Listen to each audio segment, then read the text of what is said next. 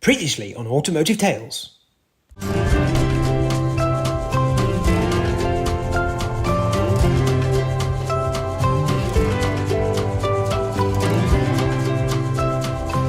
So at this point I did record my thoughts to camera, however I'd forgotten because iOS 18 my car was connected to CarPlay, so it recorded nothing. Anyway, time to get out and get the car on the wagon.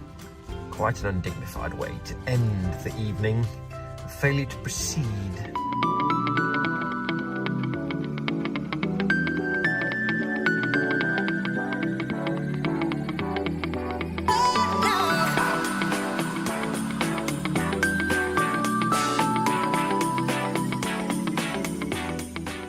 Okay, it's the morning after the night before, and the Duchess is at least home, even if she's sort of abandoned in the middle of the driveway, because that's about the only place the truck could get and still be able to get out once the bed was down and back in.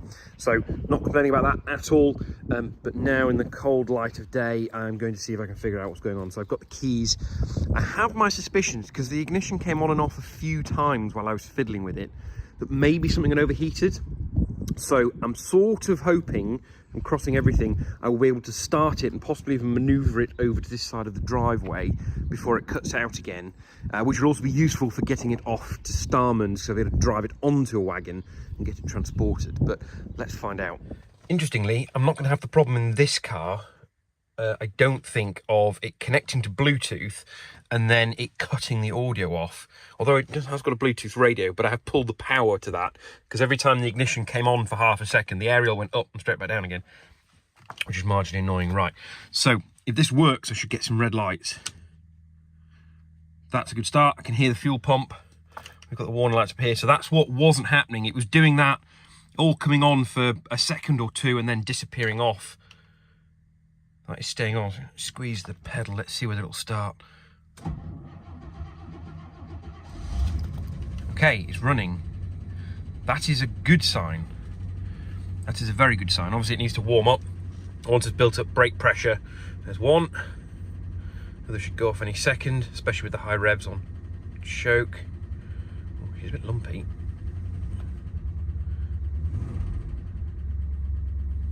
She doesn't like cold starts, but she goes quiet in a second. Right, well, that is very positive. I have no idea how long that's going to run for, so I'm not going to wait around for it to properly warm up.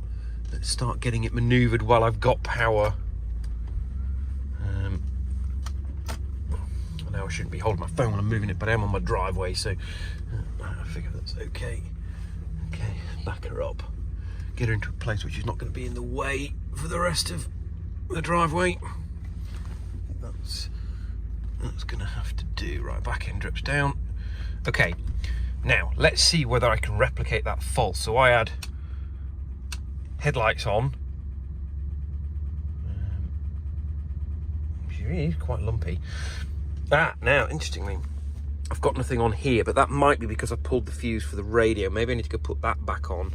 I definitely had the fans on.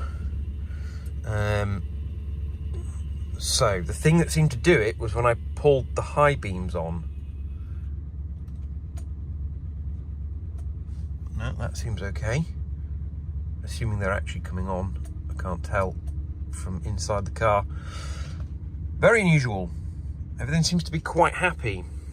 Right, I'm going to go pop some fuses back in and see whether that changes anything. How strange is that? It's the worst of all types of problems. An intermittent problem. What is the cause of this problem? I have no idea. It's a bit lumpy, but it all sounds okay under here. Everyone always says it sounds like it's got a bottom end knock or it's got some valve train tap, because if I shut up, you'll hear it ticking. But actually, buried in the V underneath all of this gubbins is the pump for the suspension system. And that has always been a little bit noisy. We've talked about replacing it, but getting it out is a bit of a pain. And actually it functions very, very well. It holds pressure very well. The back always comes up very quickly. So while it's a little bit noisy, it's functional. So I live with the noise, but a lot of people are saying it's top end knock or it's bottom end knock. It's not. It's just the pump living in the V down there. which is slightly annoying because people think it's, you know, slightly unhealthy, where actually mechanically it's a very good car.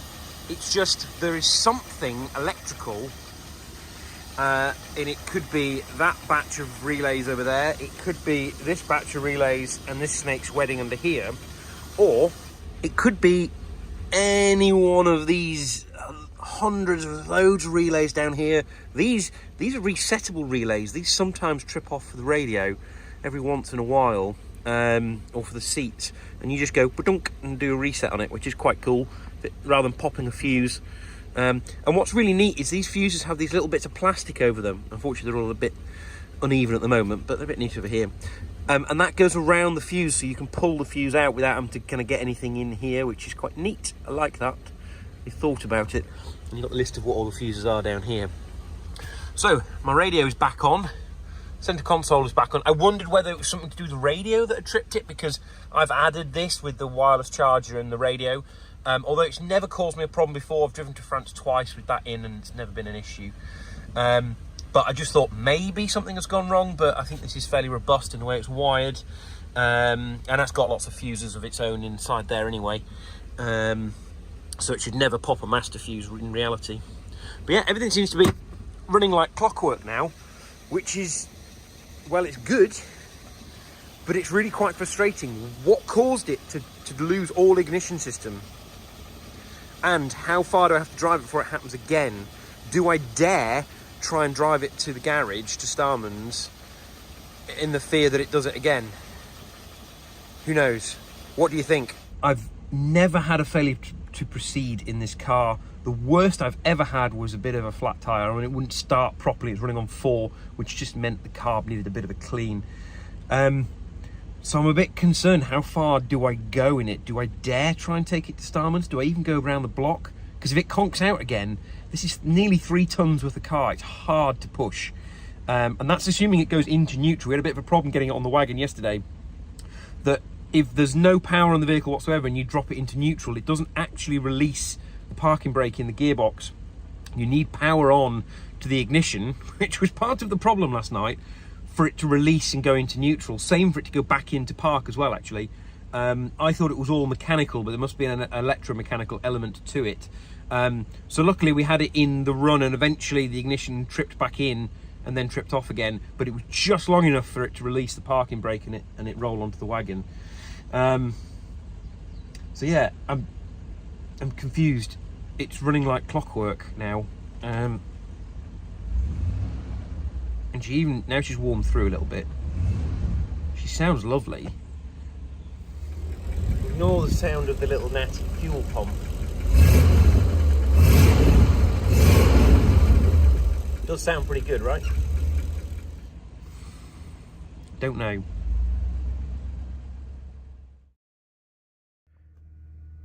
So, shut up. I was able to replicate the fault.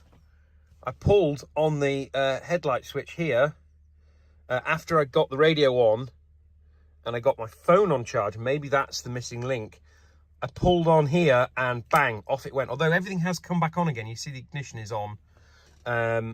So that's interesting. That it wasn't doing that last night. I just got a whole load of nothing. So interesting.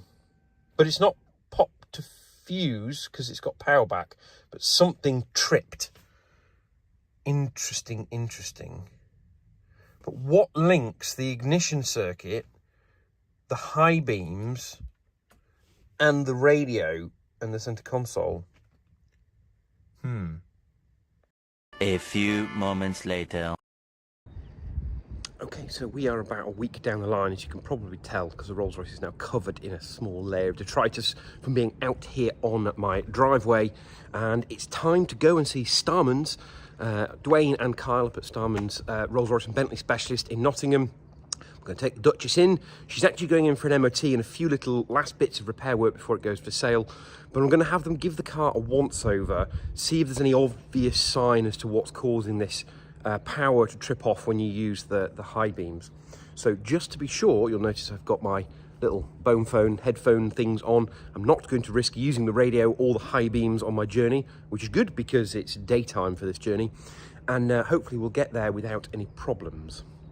Right, next stop, get the car started because it is a little bit cold today, and then my ride back is a very, very fancy, very modern car, quite the opposite to the Rolls-Royce. So both directions of my journey are going to be fun today.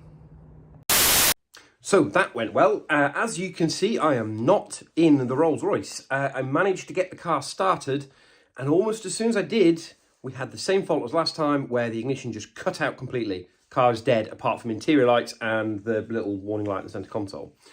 So, not going to get the car in today.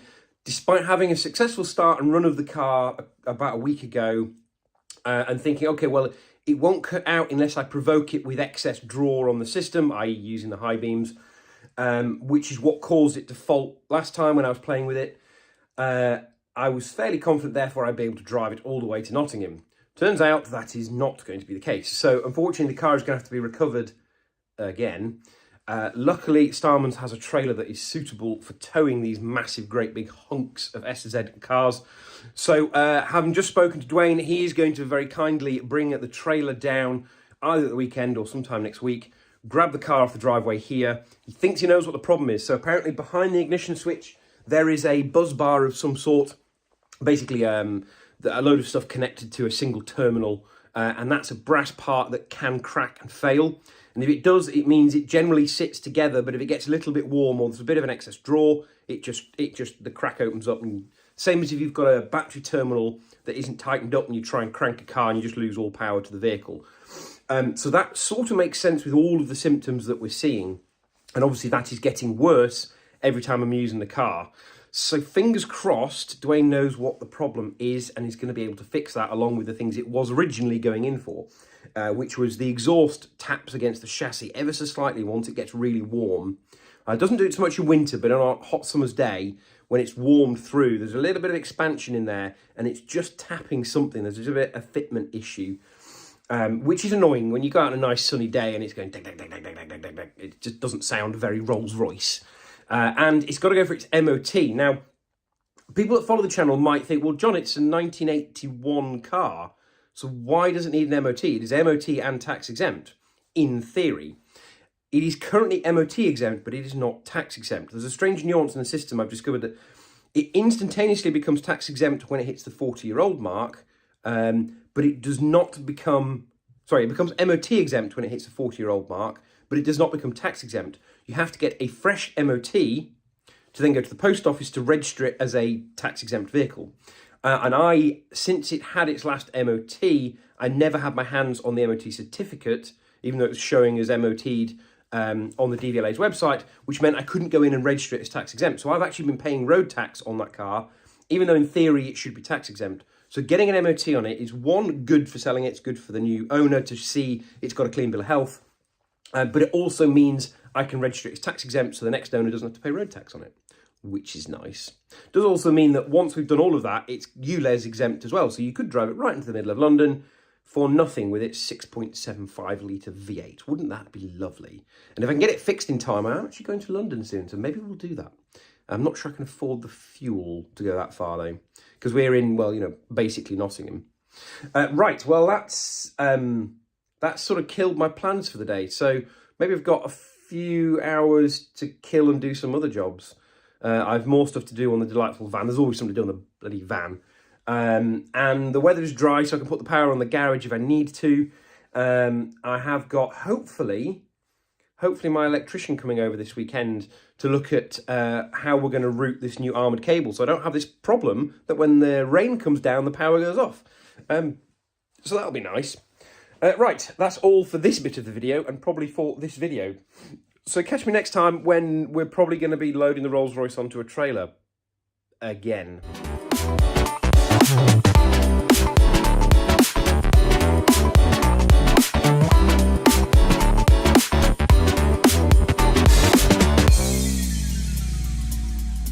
Don't forget to like, comment, share, and subscribe. Thank you for watching. Next time on Automotive Tales.